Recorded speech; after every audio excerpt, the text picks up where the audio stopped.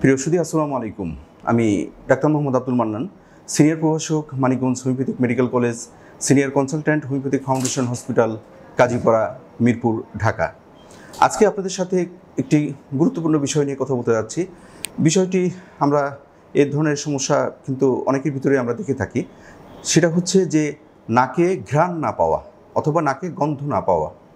আপনার এই তো সাম্প্রতিক কয়েক বছর আগে যে কোভিড-19 হয়ে গেল, করোনা, যে অনেকে আক্রান্ত হয়েছে, এই করোনায় কিন্তু অনেক লোকেই আমাদের কাছে আসতো আমাদের চিকিৎসা নেওয়ার জন্য যে তারা নাকে ঘ্রাণ পাচ্ছে না, কোনো ধরনের গন্ধ পাচ্ছে না। ঠিক এখনও কিন্তু অনেক রোগীর ক্ষেত্রে আমরা দেখে থাকি তারা নাকে কিন্তু কোনো ধরনের ঘ্রাণ বা গন্ধ পায় না। এই যে বিষয়টি, এই বিষয়টি নিয়েই আজকে খুবই সংক্ষিপ্তভাবে কিছু কথা বলতে যাচ্ছি। কী কারণে এটা হয়, তারপরে তাদের ভিতরে কী ধরনের সিমটমস বা লক্ষণ দেখা দেয়, এটা আমরা কীভাবে প্রতিরোধ করতে পারি, এবং সর্বশেষ হোমিওপ্যাথিতে এই ধরনের ঘ্রাণ না পাওয়া বা কোনো ধরনের গন্ধ না পাওয়া, এই যে ব্যাপারটা, তার কী ধরনের চিকিৎসা রয়েছে, এটা নিয়ে খুবই সংক্ষিপ্তভাবে কিছু কথা বলতে যাচ্ছি। এই যে নাকে গন্ধ না পাওয়া, যেটাকে লস অফ স্মেল বা মেডিকেলের ভাষায় বলা হয় অ্যানোসমিয়া, এই বিষয়টি কারণ কি, আমরা কি কারণে এই যে নাকে গন্ধ না পাওয়ার যে বিষয়টি এটা হয়ে থাকে, তার ভিতরে যেটা প্রধান ব্যাপার সেটা হচ্ছে যে কোনো কারণে যদি আমাদের যে নাকের ভিতরে যে মিউকাস মেমব্রেন রয়েছে, এখানে কিন্তু নার্ভ থাকে বা নার্ভ এন্ডিং থাকে।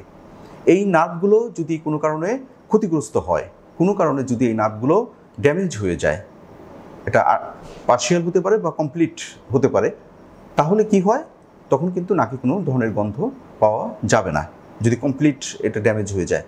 এখন এই যে ড্যামেজ হয়ে যাওয়া বা এই নার্ভগুলো ক্ষতিগ্রস্ত হওয়া, এটা কীভাবে হতে পারে? সবচেয়ে যেটা কমন ব্যাপার সেটা হচ্ছে যে কোনো কারণে কারো যদি সব সময় সর্দি লেগে থাকে, নাকে সর্দি, হাঁচি, কাশি, সর্দি লেগে থাকে, সাসেপ্টেবল টু কোল্ডনেস, মানে সহজেই ঠান্ডা লাগার যে প্রবণতাটা, তাদের ভিতরে এটা সবচেয়ে বেশি দেখা যায়। অ্যাট্রোফিক রাইনাইটিস একটা সমস্যা রয়েছে, যার কারণে ঘন সর্দি পড়ে, নাকের যে সেপ্টাম রয়েছে, পর্দা রয়েছে, এটা ক্ষতিগ্রস্ত হয়ে যায়। তাদের ক্ষেত্রে কিন্তু এটা মারাত্মক আকারে এ ধরনের সমস্যা দেখা দেয়। তারপরে যারা সাইনোসাইটিসে ভুগছেন বা আপার রেসপিরেটরি ট্র্যাক্ট ইনফেকশনে ভুগছেন বা অ্যাজমা, শ্বাসকষ্ট, এই ধরনের ঠান্ডাজনিত বা অ্যালার্জিজনিত সমস্যায় ভুগছেন, তাদের ভিতরে কিন্তু আমরা এই নাকে গন্ধ বা ঘ্রাণ না পাওয়ার ব্যাপারটা দেখে থাকি।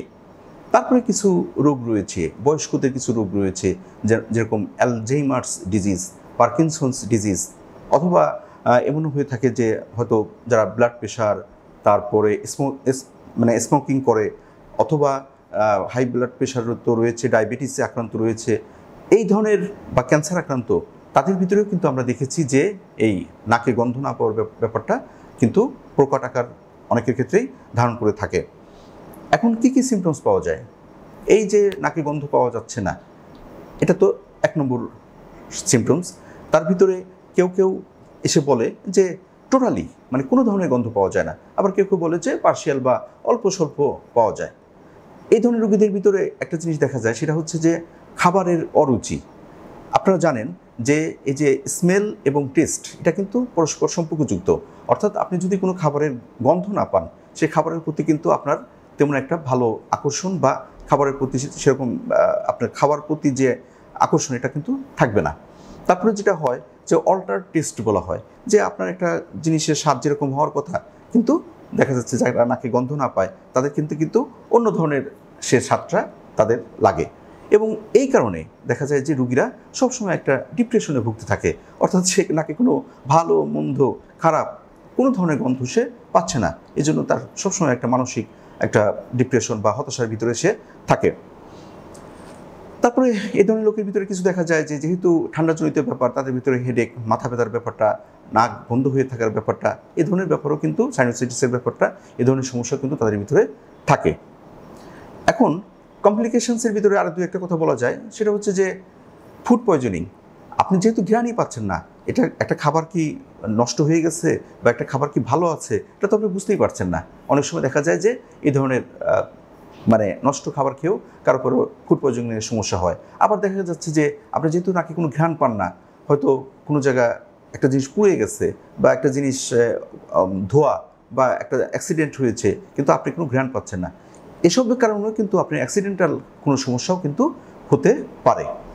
এখন এগুলো প্রতিরোধযোগ্য কিছু ব্যাপার রয়েছে, সেটা হচ্ছে যে যাদের যে ঠান্ডাজনিত কারণে সমস্যাটা হয়েছে বা হয়, তাদের ক্ষেত্রে যেটা করতে হবে যে যতদূর সম্ভব তাদেরকে ঠান্ডা থেকে বিরত থাকতে হবে।